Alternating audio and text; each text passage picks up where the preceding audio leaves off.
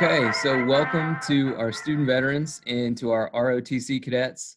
For those who don't know me, I'm Charlie Foster. I am the director for the Office of Student Veteran Engagement. And here with me today, we have some special guests. So we have Charles Bowery and Matt Fine from the Association of 1775.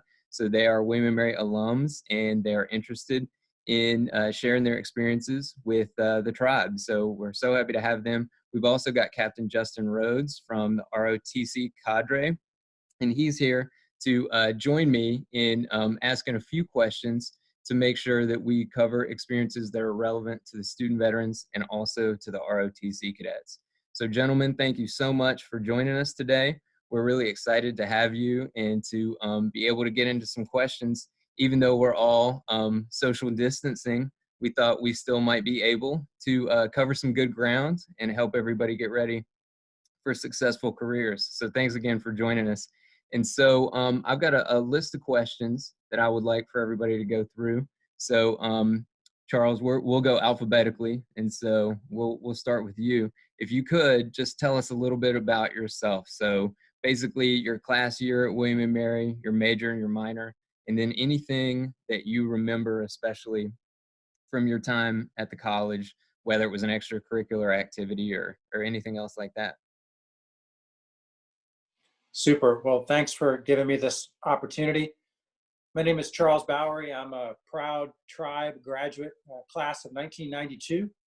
I grew up about 30 minutes from there in New Kent County, so it was a natural, as a homebody, it was a natural place for me to go. And I would like to say that my decision to go to William & Mary was a detailed analysis process, but frankly, it's because I went there for my ROTC scholarship interview, and I loved it so much that I was like, why would I go further away than right down the road at Williamsburg to college? And so I was immediately in love with Williamsburg and the campus and the people at William & Mary. Like I said, I graduated in 1992. I was a history major, English minor.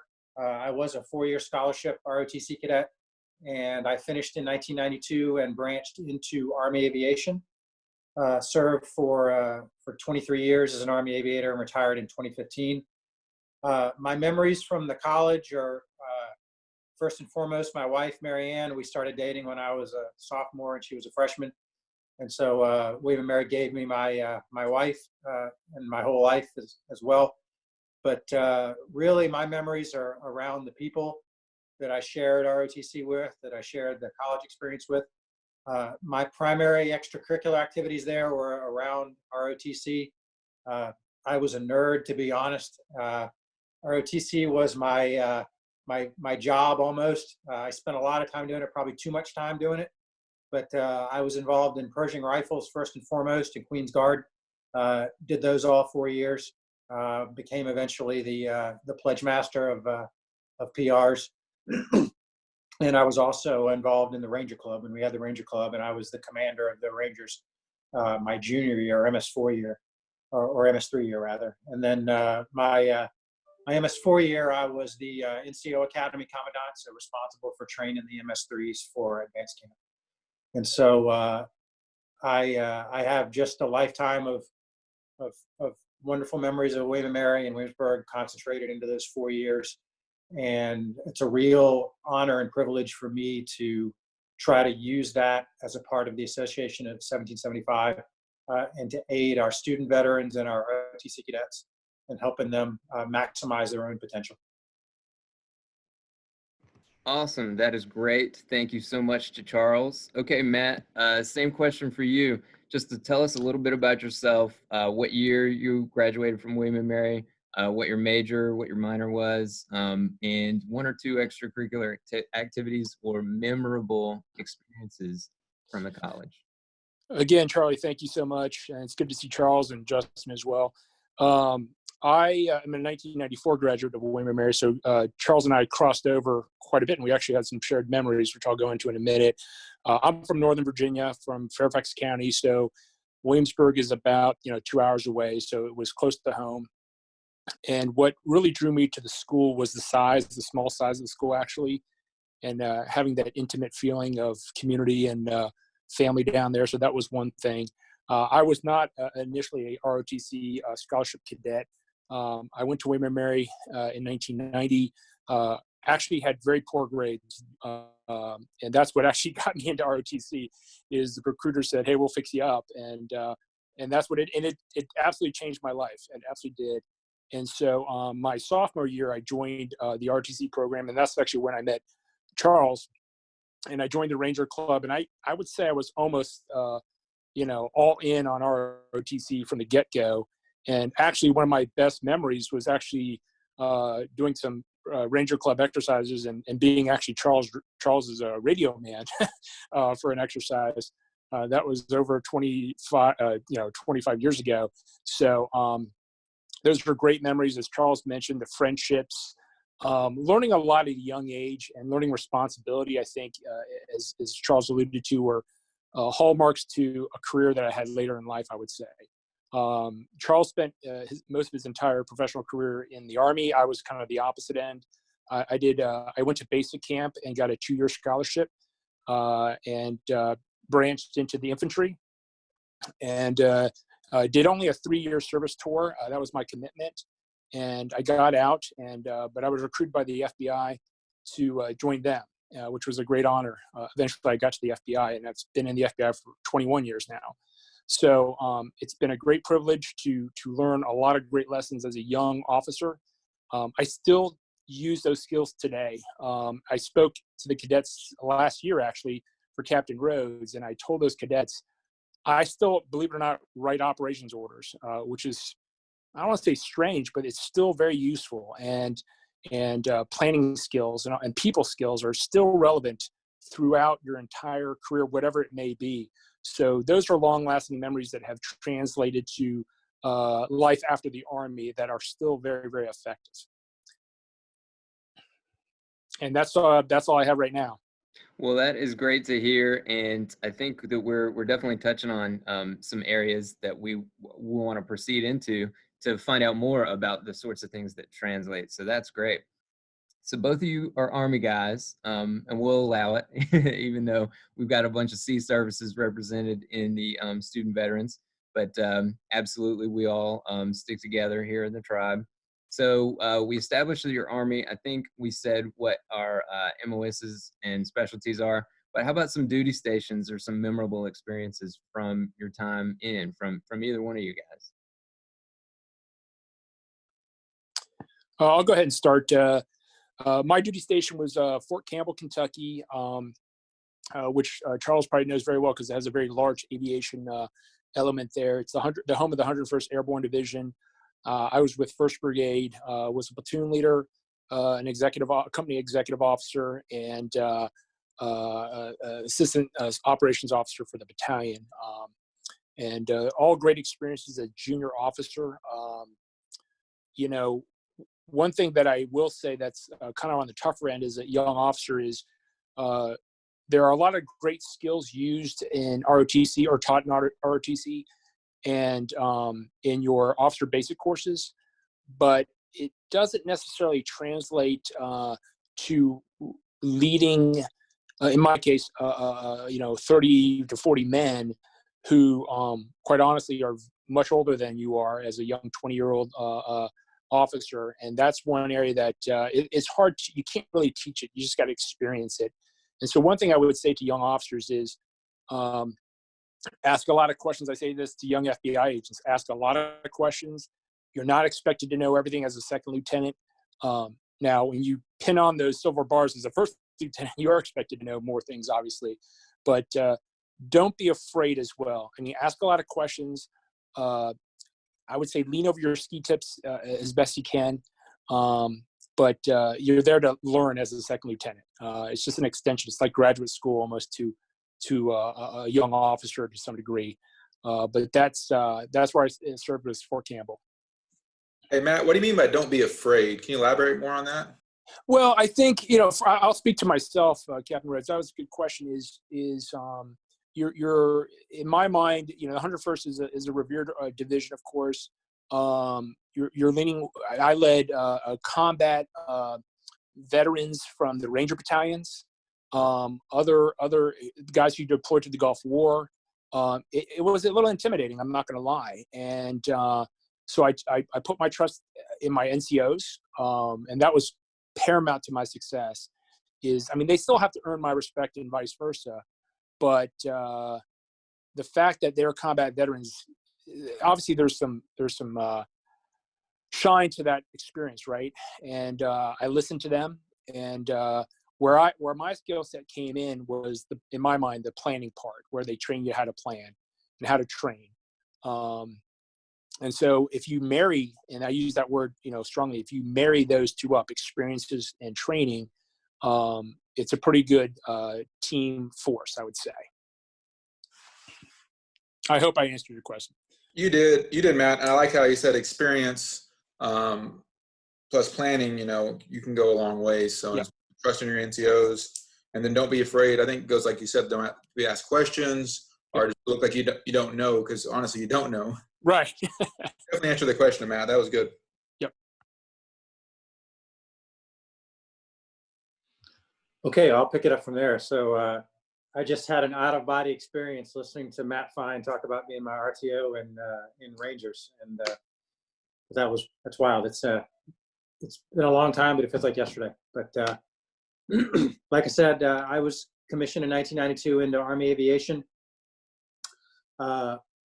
After I did a short stint at cadre for advanced camp at Fort Bragg, I went off to OBC, did flight school in OBC at Fort Rucker, Alabama, and then my assignments beyond that point in sequence were Fort Bragg. So where Matt started out with 101st, I actually did my first assignment with the 82nd, and then went on to another unit at Fort Bragg. Left there, went to the Officer Advanced course, which is now the Captain's Career course, and from there went to Korea. Spent almost 2 years in Korea, did my company command there.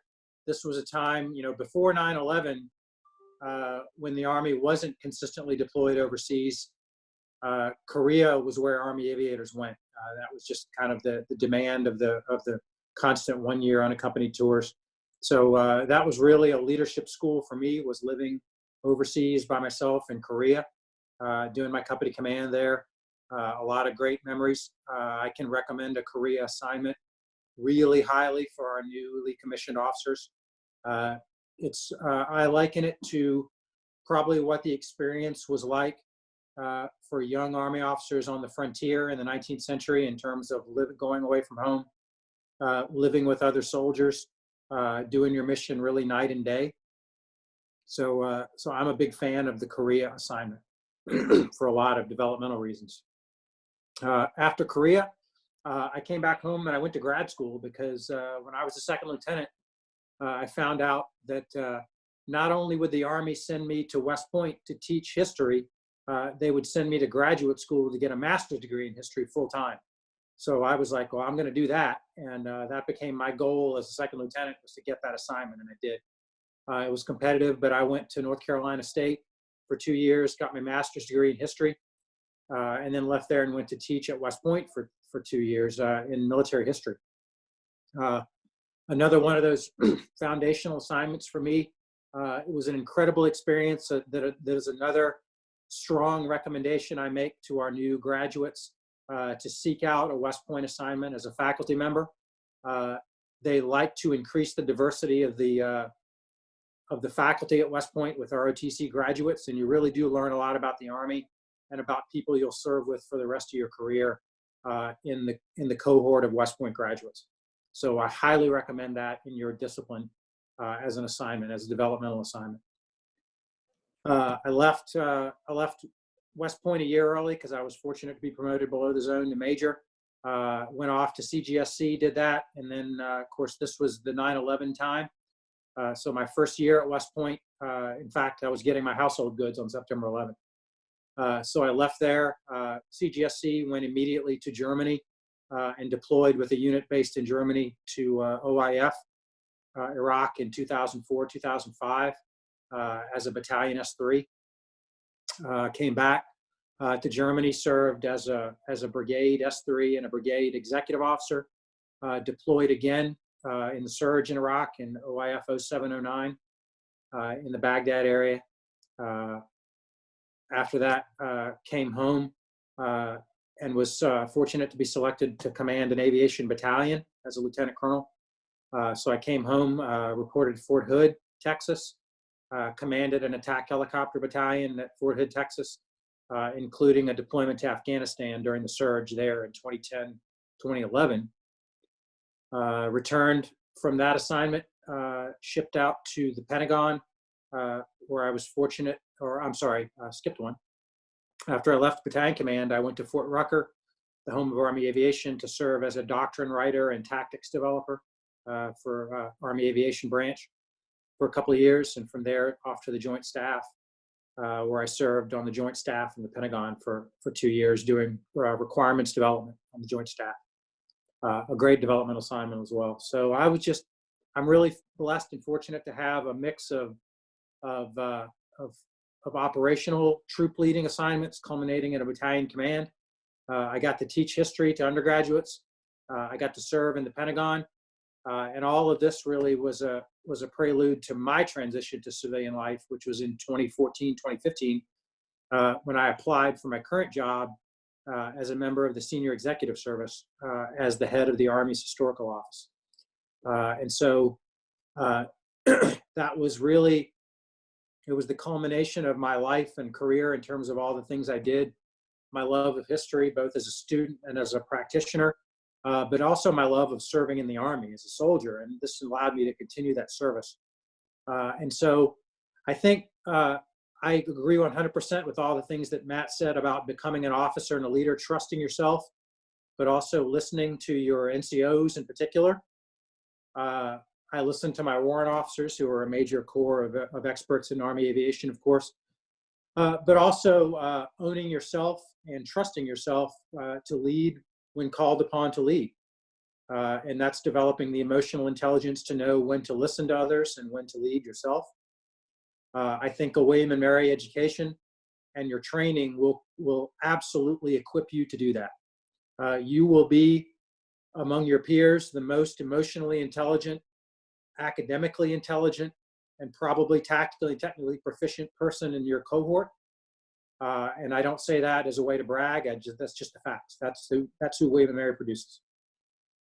But I'll also say that your career in the Army or your career in civilian life is about building your own reputation. And it's really the only thing that you carry with you, regardless of where you work and what you do, and your sort of economic status, and if you're wealthy or not or whatever. What you will always have with you is your reputation. And your reputation spreads into places where you never realize it will, until you need to rely on relationships that you've built to do something you aspire to do. And that's what I did when I applied for the SES. And when I did that, I realized that the people I didn't even know, but who I had worked with in the Army, who I went to school with, they knew me. And there were opportunities for them to weigh in on my future. And this is a very serendipitous process. You don't manage it, you don't make it happen, but it will happen. And so it's important for you to pay attention to your reputation, to do the right things always, and to act and live with integrity, and to be a colleague and to be a collaborator, because there will come a time when those relationships will help you.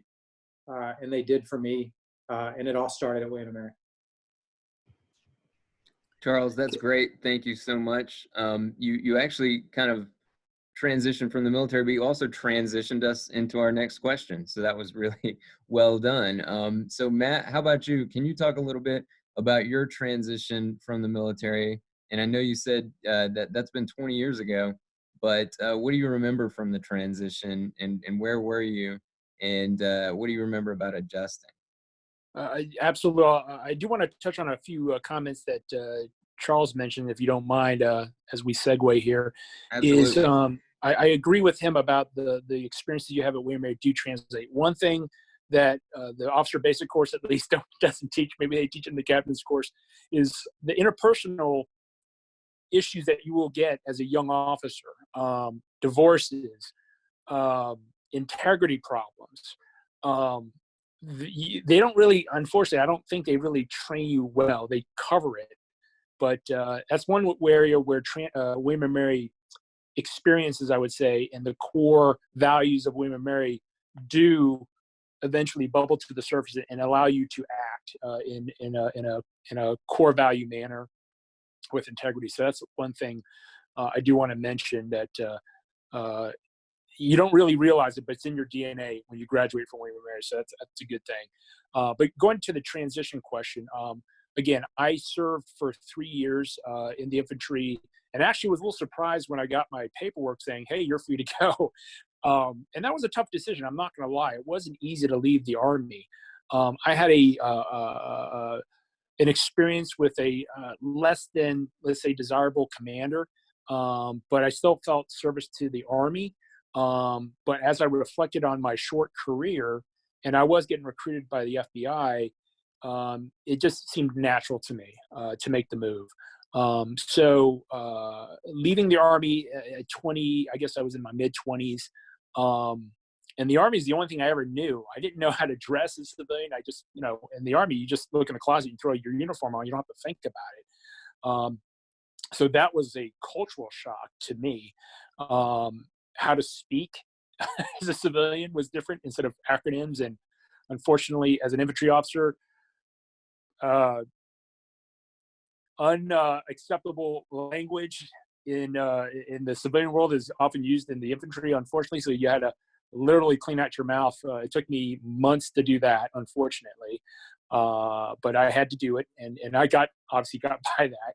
But those were some memories of separating, and I had to do a lot of soul searching. I talked to a lot of mentors, friends, talked to the battalion chaplain, talked to my family about leaving, because I thought the Army was going to be a career, and I think Charles would back me up, as I was well invested in ROTC.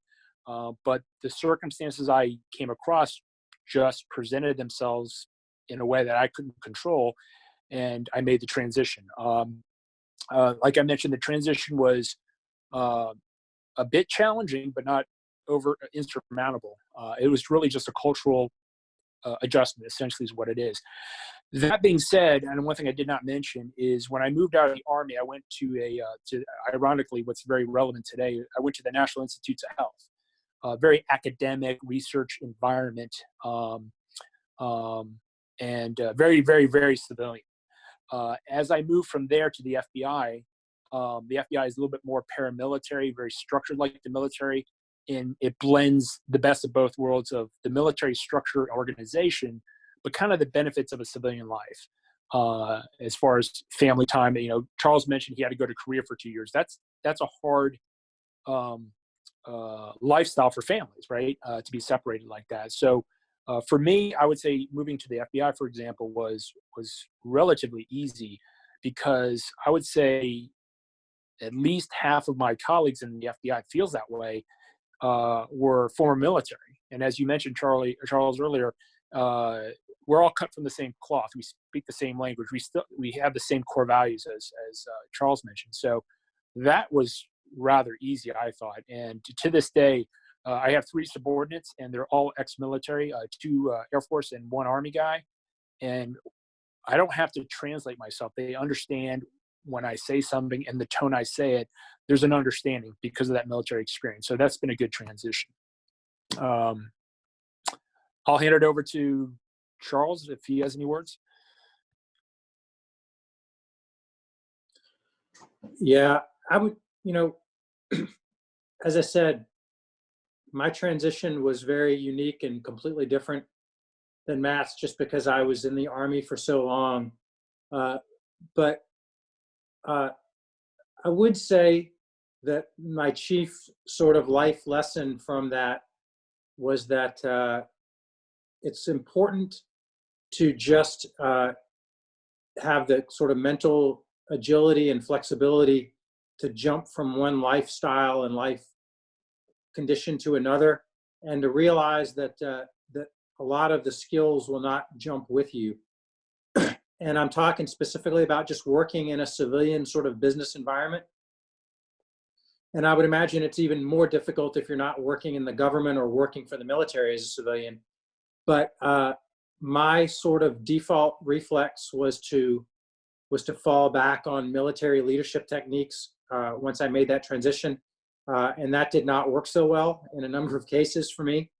And you really do have to, again, it's back to that emotional intelligence, that you realize that you do have a lot to learn, that you do bring certain skills. And I'd say this might apply a lot to our veteran students, is that your military experience is a lot of what will make you successful in any job that you go into. But you also have to just have the awareness and the acceptance that you don't know it all, that you don't, you are not the end all be all and the master of all things because of your military service. Let your experiences and your capabilities shine through in your performance and your work, and don't kind of beat people over the head with it. I'll speak very candidly that I think we have a society now, and so Charlie, you can tell me to jump in and stop talking and wave off if this is bad, but I think we have a society that wants to sort of fetishize military service. And they want, I'm the first to say thank you to your service, for your service to a veteran.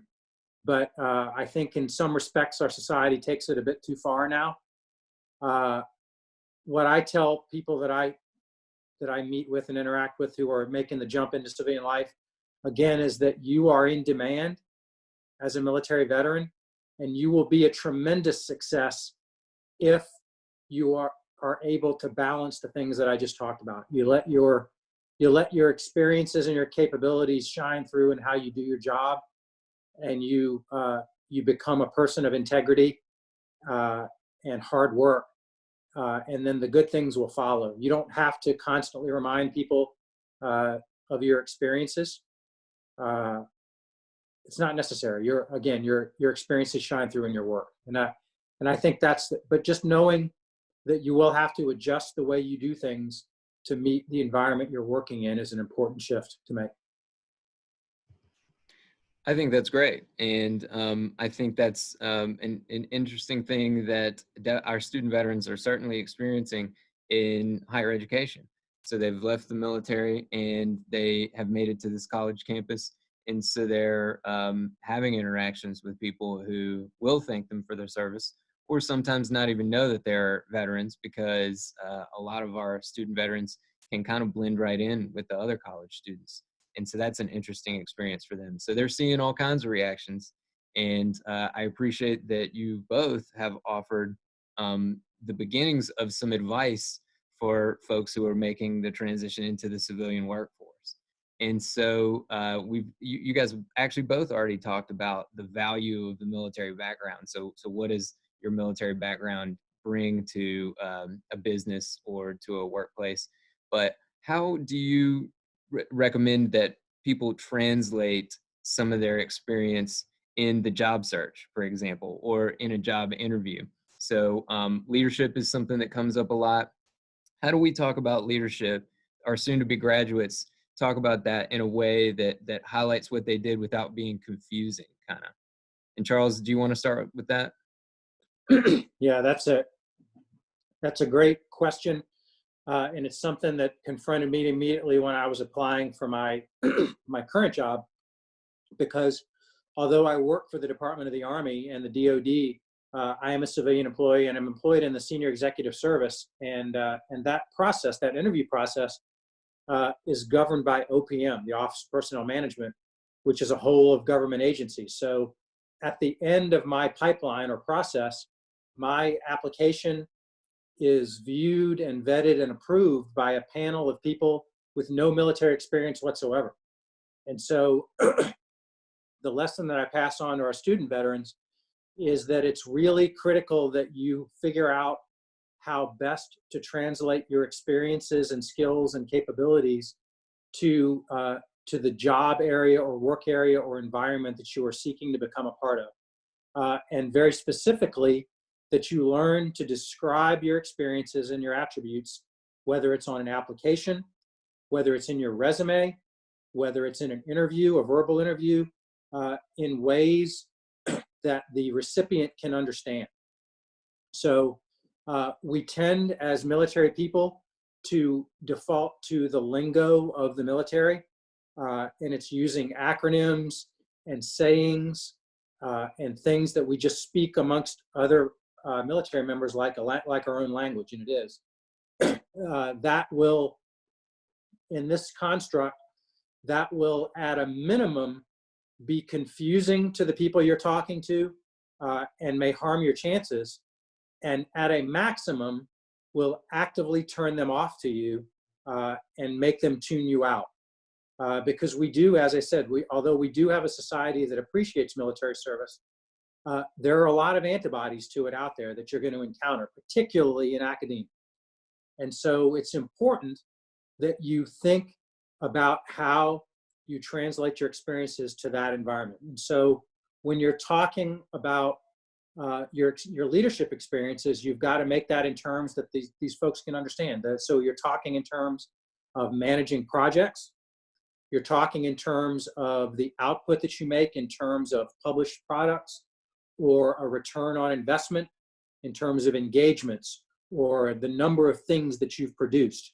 And so without going too far into the weeds there, I think that's my chief thing, is that you've got to learn to speak the language of the place you want to get, start to learn about their culture, and and portray yourself and sell yourself in language that they can understand. That's all great. How about you, Matt? That's a great, I mean, Charles spoke it very eloquently. I'll give you my experience in my FBI interview. And I think it goes right to what Charles mentioned. It's a panel interview, and I was 24, 25 at the time, I think. The one thing I did, and this is a general interview homework hint, I would say, is, and I learned this actually, I don't know how I learned this, is I learned this preparation through giving the speech at my brother's wedding. And the evening before my brother's wedding, I gave myself a homework assignment before I went to bed, because your brain works very hard when you go to sleep. It's subconsciously working very hard. And I said, what would I say at my brother's wedding? And that translates exactly to an interview, quite frankly. What question would I ask myself in an interview if I'm that organization, as Charles mentioned? So you got to do your homework on the organization, know your audience, obviously. And not to sound egotistical, but I think I predicted about 80% of the questions that they asked me. And I knew the answers, and these were kind of subconscious answers. I had the answers ready. And right away I could tell my panel interviewers were like, okay, this guy's prepared. Okay, that was readily recognizable by them. As a young 24, 25-year-old, I don't have a whole lot of experience to draw from compared to a 30-year-old or 35-year-old. What I did do was draw from about 80% of my military experience, and I stress the word experience, to the interview questions. And the other 20%, believe it or not, were college experiences. Again, did not have a whole lot of stories to draw from, but I told stories. I told stories about experience, and the one key word I'd like to enunciate here is, and Charles alluded to it earlier, is character. At least for my organization, they want to know about your character. And ultimately, they're asking themselves, could I work with this person? Is what they're all ultimately asking. Of course, they're going to look at your skill, but they're going to see your skill on your resume, typically speaking. But they don't know if you're going to be a good team member. So in my mind, that's what they're looking for. Skills they can read on a resume, but can I work with this person is an interview kind of question, or a series of interview questions. So again, not to sound overconfident, but I knew I did fairly well in the interview process because I did that mental homework. I answered the questions from experience, even though limited in nature, but I really answered in character questions. And that goes back to, again, another point that Charles made, is your reputation, okay?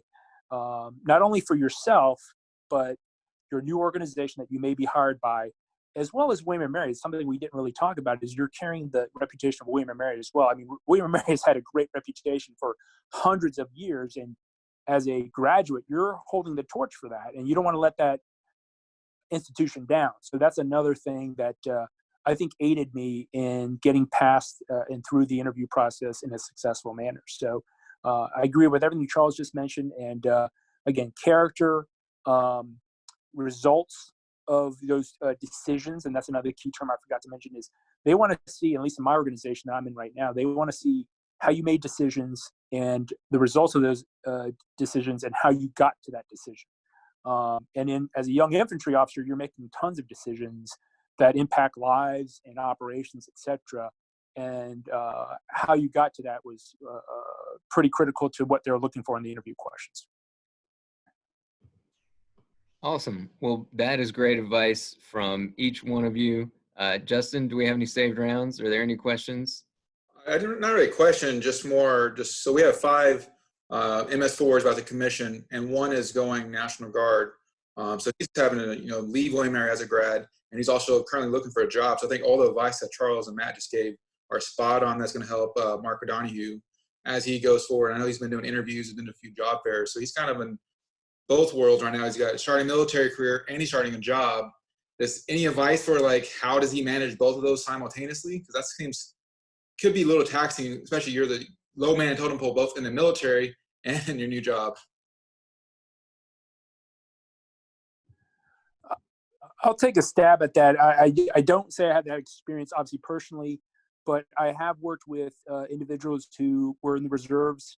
I will say this: the government is very flexible and accommodating as a civilian employer to employees who do National Guard and Reserve duties. In fact, I just took the training as a managing employee that they have certain accommodations and rights to conduct military service while in civilians' jobs, essentially civilian government jobs.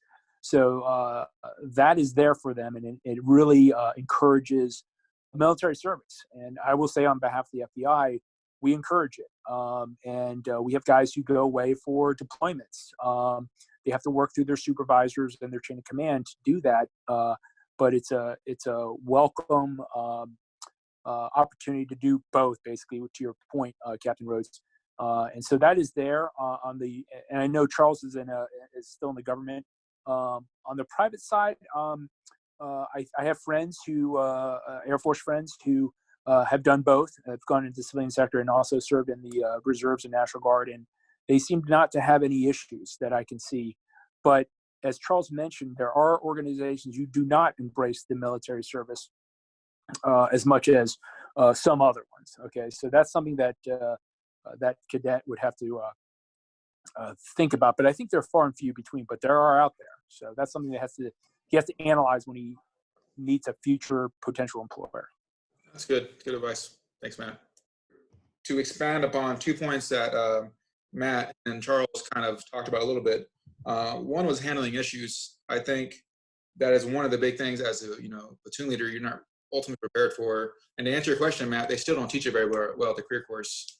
At least not in the law career course in 2015. We'll see this summer when I head out to CJSC if they do better teaching it there. But just expand upon what do you mean by handling issues? I know my first day as a platoon leader, I had attempted suicide, and I was not prepared to handle that. And then the second question I had was, you guys hinted upon relationship. I know, Charles, you said you were surprised how different people weighed in on your career. But more importantly, day by day, how important are those relationships, and how do they go about building and sustaining those relationships? Because I think those are the 2 big things that's hard to teach without going through it. Yeah, on the subject of just of relationships, I will tell you that, and I think it bears telling our new officers that the leadership occurs in 3 dimensions. So there is leadership, obviously, and that's leading subordinates. But I also consider followership as leadership, and it's something that our young officers need to understand. And then, kind of a related but different dimension there is leading laterally, and it's being a leader and a peer and a colleague. And it's in all of those ways that you build that reputation. So, by being, obviously, first and foremost, you were a leader of soldiers. And so you build your reputation, and all of those soldiers who serve under your command are going to take away things about you, and they're going to spread that word around the Army. The Army is a big organization, but it can be really small in those ways. So leadership establishes reputation. Followership absolutely establishes reputation. When you think about the fact that every senior officer that you work for, from lieutenant on up, many, if not most, if not many, are going to move on to higher levels of rank. Many will become GOs, leaders of large organizations, or civilian senior leaders. And so they carry a reputation as well, and that affects your career path. But then last of all, being a peer and leading laterally is utterly critical. And I will say on a personal level that, and I'll look back to my time as a battalion commander, that I was laser focused on leadership of my formation. I was not focused enough on followership in terms of making my boss successful. And I was really not focused on leading laterally with my fellow battalion commanders. And I would apply that to any level. So whether as a platoon leader with the other lieutenants in a company or a battalion, the other company commanders as a captain, the other field grades, as an XO or S3. It's that area, I believe, that of the three of them may be the most important to your reputation being established, is your ability to work well with others, to be a teammate. So you can be ambitious, and everyone's ambitious and wants to do well, and is a type A personality largely, but you've got to have an ability to balance that and to truly care for the welfare of your peers and to want to see them succeed. And you have to mean it, and you can't be fake about it. And so that's what I'd say on that subject in terms of how that character develops. Spot on. Actually, that suicide case I mentioned, the first thing I did is I called one of my fellow platoon leaders and said, how do I handle this? So reaching out, goes exactly to what you're talking about with the relationship. If I hadn't built that relationship with her, I wouldn't have a resource for me.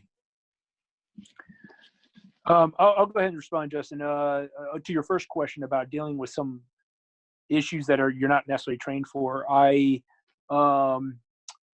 arrived to my battalion, and within the first 2 weeks, I was tasked with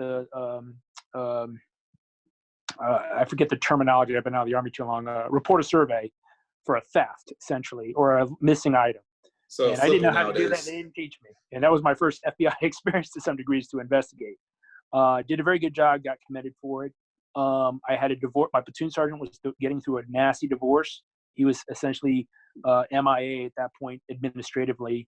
And that put me into a bind because I had a junior E6 become my platoon sergeant, who ended up being a great NCO. In fact, he ended up becoming the sergeant major for the old guard. So happy to see him succeed in life. What else? There were some other issues. I had an E6 who stole from his E2. Integrity problem. He got busted down to an E3 eventually.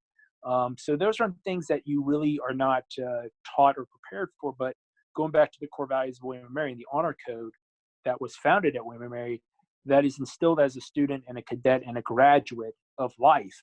I think that helped me for sure. Going back to Charles's comments about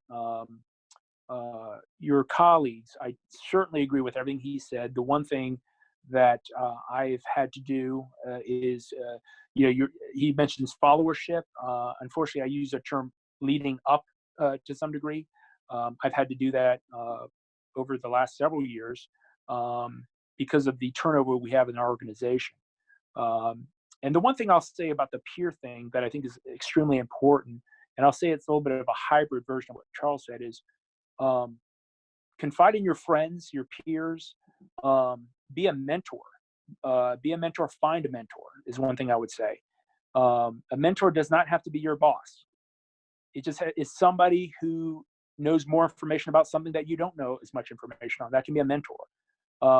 Ironically, I had a mentor who technically was a subordinate of mine. He just had way more experience.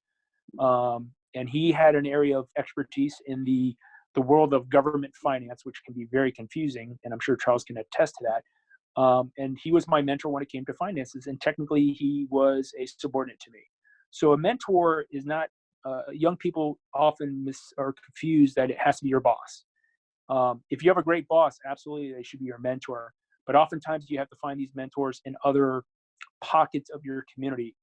And it doesn't have to be in your organization. I'm a mentor to some guys in the Air Force. I have mentors who are not in my organization. So I implore people, especially young officers or officers who are getting out of the military, to seek mentors that you can confide in, get tips, draw from their experience. That's what you're really doing, right? And go find them. And you should have about, I don't know if there's a magic number, but I think you should have around 7 plus or minus, 2. So 5 to 10, around that area, mentors that you get information from, but also people that you mentor as well. Okay, so it's a two-way street. So that's one thing I would recommend young student veterans and also young officers to seek out as they develop their career. I like that, Matt, especially because the Army kind of gives you a mentor as a young platoon leader, and hopefully your platoon sergeant's present. But usually if your platoon sergeant could be an ideal mentor for you. Obviously, if they're not there or they're not the best, then you got to look elsewhere. So I really like that. And I like how the Army says, hey, here's a senior, this guy is very experienced, and then hoping to take that experience of him and plus your training, and you guys can do well in a platoon. I like that. Justin, you got any other questions?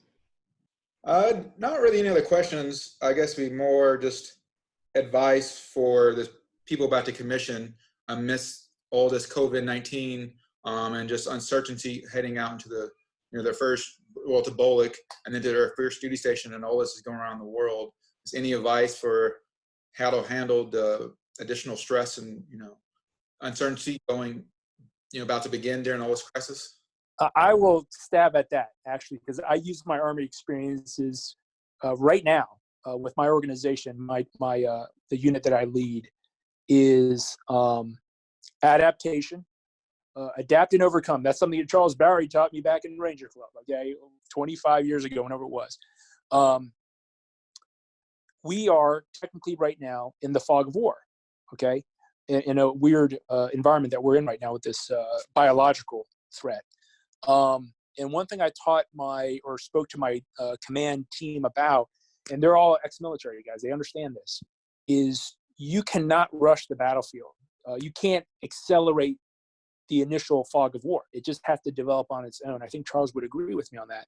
So the best thing you can do right now, as, let's say, hopefully a newly commissioned officer, in this case that we're doing with personal safety and all that stuff in health, is you have to communicate a lot, and you have to do the best analysis and assessment you can do with the best available information you have at the time, and make smart decisions. And that's what you learn as a young officer.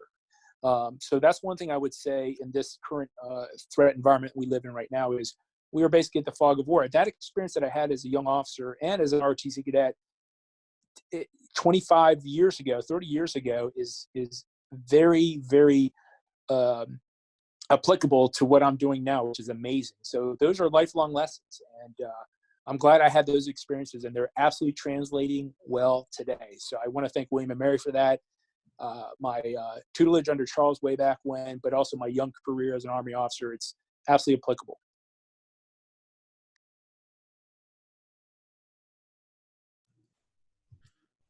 Charlie, I don't have any questions. Just thanks for everyone today. I think it's great advice, and I'm looking forward to this message getting out to the student veterans and the cadets, and seeing how all this shakes out, and really looking forward to seeing 5 new second lieutenants here come May.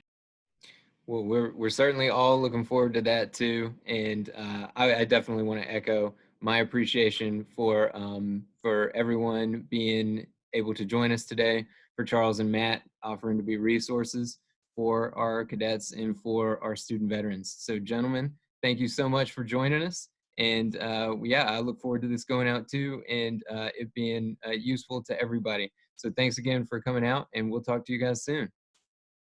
Thank you, guys. Thanks again. Yeah, take care.